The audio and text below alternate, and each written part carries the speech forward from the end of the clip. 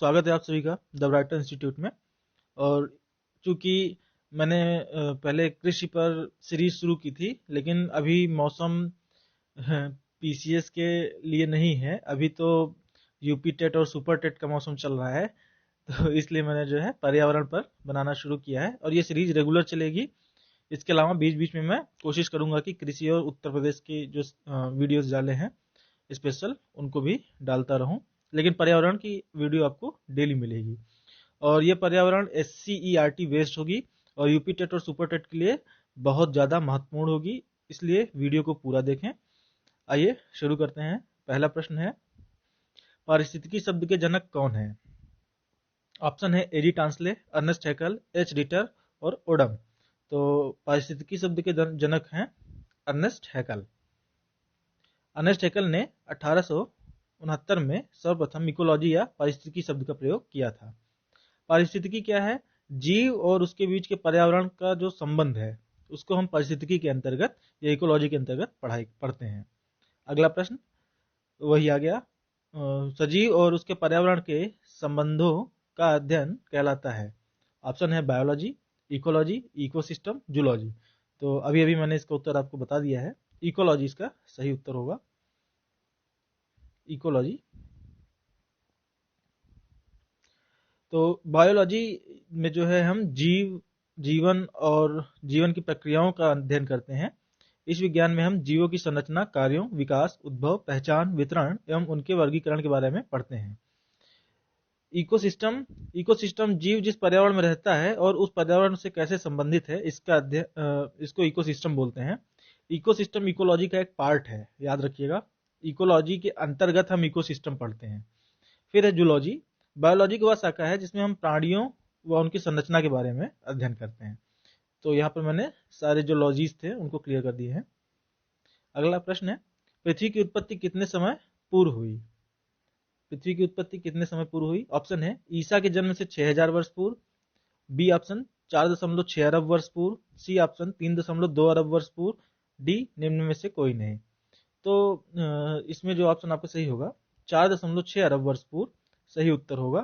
पृथ्वी की उत्पत्ति जो वैज्ञानिक मानते हैं वो 4.6 अरब वर्ष पूर्व मानते हैं और 3.2 अरब वर्ष पूर्व पृथ्वी पर जीवन की उत्पत्ति को माना जाता है। चूंकि जो वैज्ञानिक या विज्ञान के हिसाब की जो थ्योरी है, ये भी थ्योरी ही है, इसके पक्ष में बहुत ज़्यादा साक्ष्य नहीं है, थ्योरी है। थ्योरी ये कहती है कि 4.6 अरब वर्ष पूर्व सूरज से अलग होकर के पृथ्वी बनी थी और तब वो बहुत ज़्यादा गर्म थी। कालांतर में काफ़ी समय के बाद, लगभग 1.5 अरब वर्ष बाद पृथ्वी जब ठंडी हुई तो उस पर जीवन का शुरुआत हुआ। पृथ्वी पर जीवन कहाँ से आया, कैसे शुरू हुआ, ये भी एक रिसर्च का विषय है, इस पर लगातार शोध चल रहा है। ईसाई मत है, वो मानता है कि ईसा के जन्म से 4000 वर्ष पूर्व जो है पृथ्वी बनी थी। तो ये मैंने जनरल नॉलेज के लिए डाल दिया है। तो पृथ्वी की उत्पत्ति 4.2 अरब वर्ष पूर्व हुई, पृथ्वी पर जीवन की शुरुआत 3.2 अरब वर्ष पूर्व हुई और ईसाई मान्यता के अनुसार पृथ्वी की उत्पत्ति ईसा के जन्म से 6000 वर्ष पूर्व हुई। तो यहाँ 6000 नहीं, ईसा के जन्म से 4000 वर्ष पूर्व, ठीक है। और 2000 चूंकि ईसा के जन्म के बाद का समय बीत चुका है, तो इस तरह से पृथ्वी कुल 6000 वर्ष पुरानी हुई। तो यहाँ पर ये थोड़ा सा गलती है, करेक्शन कर लीजिएगा। अगला प्रश्न है, पारिस्थितिकी कारकों को कितने भागों में वर्गीकृत किया गया है? 2, 3, 4, 5। तो यहाँ पर आपका सही ऑप्शन है 4। पारिस्थितिकी कारकों को 4 भागों में विभक्त किया गया है। कौन कौन से कारक हैं?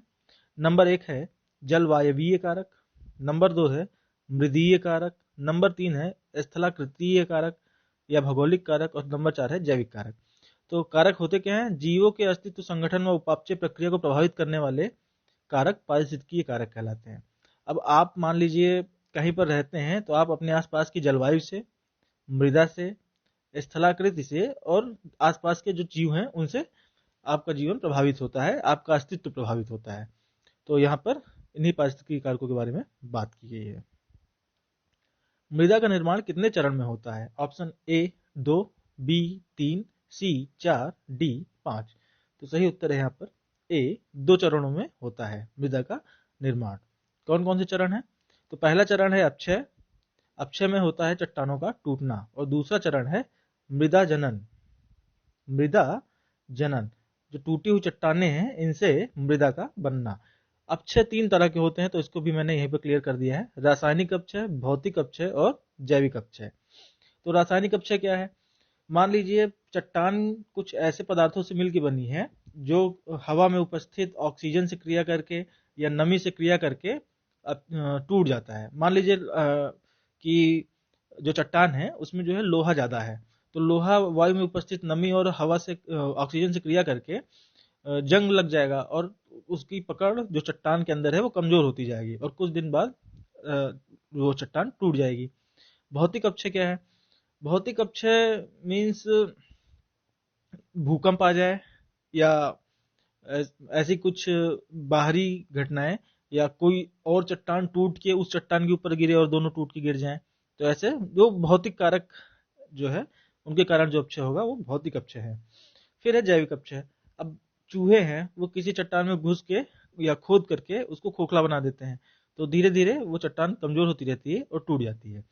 फिर जब ये टूटी हुई चट्टान धीरे धीरे प्राकृतिक कारणों से लगातार टूटती विखंडित होती रहती है और मिट्टी की तरह बन जाती है, तो उसे मृदा जनन बोलते हैं। तो बेसिकली 2 चरण हैं, एक अपक्षय है और दूसरा है मृदा जनन। अगला प्रश्न, उष्णकटिबंधीय पारिस्थितिकी की अंतर्राष्ट्रीय संस्था का मुख्यालय कहाँ है? तो उष्णकटिबंधीय पारिस्थितिकी की अंतर्राष्ट्रीय संस्था का मुख्यालय है भारत में। भारत में उष्णकटिबंधीय पारिस्थितिकी की अंतर्राष्ट्रीय संस्था का मुख्यालय है भारत में। महत्वपूर्ण प्रश्न है, याद रखिएगा। पारिस्थितिकी अध्ययन की आधारभूत इकाई क्या है? ऑप्शन ए प्राकृतिक पारिस्थितिक तंत्र, बी तालाब का पारिस्थितिक तंत्र, सी घास भूमि का पारिस्थितिक तंत्र, डी समुद्र का पारिस्थितिक तंत्र। तो सही उत्तर है यहाँ पे प्राकृतिक पारिस्थितिक तंत्र। समुद्र और घास ये दोनों प्राकृतिक पारिस्थितिक तंत्र के अंतर्गत ही आ जाते हैं, जबकि तालाब प्राकृतिक और कृत्रिम दोनों हो सकते हैं, क्योंकि आजकल तालाब कृत्रिम रूप से भी बनाए जाते हैं और प्राकृतिक तालाब भी मिलते हैं। ठीक है, तो पारिस्थितिकी अध्ययन की आधारभूत इकाई है प्राकृतिक पारिस्थितिक तंत्र। अगला प्रश्न, पृथ्वी पर धारणीय जीवन की विशेषता है? पारिस्थितिकी तंत्र की, इकोलॉजी की, बायोम की, इनमें से कोई नहीं। तो सही उत्तर है पारिस्थितिकी तंत्र की। पृथ्वी पर धारणीय जीवन पारिस्थितिकी तंत्र की विशेषता है। पृथ्वी पर धारणीय जीवन पारिस्थितिकी तंत्र की विशेषता है। अगला प्रश्न, पारिस्थितिकी तंत्र में ऊर्जा का प्रवाह होता है? द्विदिशीय, एक दिशीय, बहुदिशीय, इनमें से कोई नहीं। तो पारिस्थितिकी तंत्र में ऊर्जा सदैव एक दिशीय बहती है। ऊर्जा सदैव एक दिशीय बहती है। ऊर्जा का प्रवाह पारिस्थितिकी तंत्र में उत्पादक से उपभोक्ता की ओर होता है सदैव, और ये एक वन वे होता है केवल। हाँ, रास्ते कई हो सकते हैं फिर से समझिए, दिशा एक ही होगी लेकिन मंजिल तक पहुंचने के रास्ते जो है वो कई हो सकते हैं, एक से ज्यादा हो सकते हैं, और ये सारे रास्ते ही मिलके खाद्य जाल बनाते हैं। इनको मैं आगे क्लियर करूंगा, जब आगे इस पर संबंधित प्रश्न आएंगे तब मैं वहां क्लियर कर दूंगा। किसी पारिस्थितिक तंत्र में बढ़ते पोषण स्तर के साथ श्वसन द्वारा ऊर्जा का सापेक्षिक ह्रास, ऑप्शन ए घटता है, बी बढ़ता है, सी स्थिर रहता है, डी इनमें से कोई नहीं। तो सही उत्तर है घटता है। किसी पारिस्थितिक तंत्र में बढ़ते पोषण स्तर के साथ श्वसन द्वारा ऊर्जा का सापेक्षिक ह्रास घटता है। अब इसमें क्या कह रहा है, मान लीजिए यहां पर है घास जो कि उत्पादक है, और यहां पर पहला प्राथमिक उपभोक्ता, यहाँ द्वितीयक उपभोक्ता, यहाँ पे तृतीयक उपभोक्ता है। ठीक है, तो पहले स्तर पर श्वसन के द्वारा ज्यादा ऊर्जा का ह्रास होगा, दूसरे स्तर पर उससे कम होगा, और तीसरे स्तर पे सबसे कम होगा। श्वसन के द्वारा जो ऊर्जा का ह्रास होता है, जो हम श्वसन करते हैं इसमें भी ऊर्जा का क्षय होता है। तो पहले स्तर पर सबसे ज्यादा है, दूसरे स्तर पे उससे कम और तीसरे स्तर पे सबसे कम।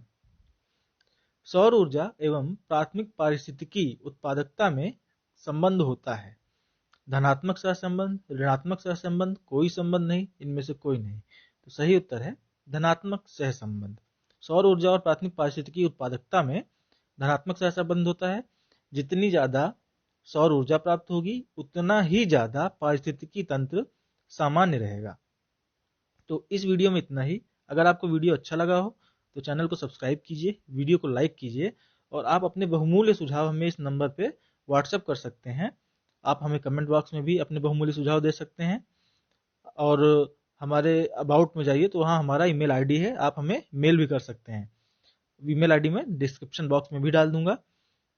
और आपके ये सुझाव बहुत ही ज़्यादा महत्वपूर्ण है। वीडियो पूरा देखने के लिए धन्यवाद। Signing out.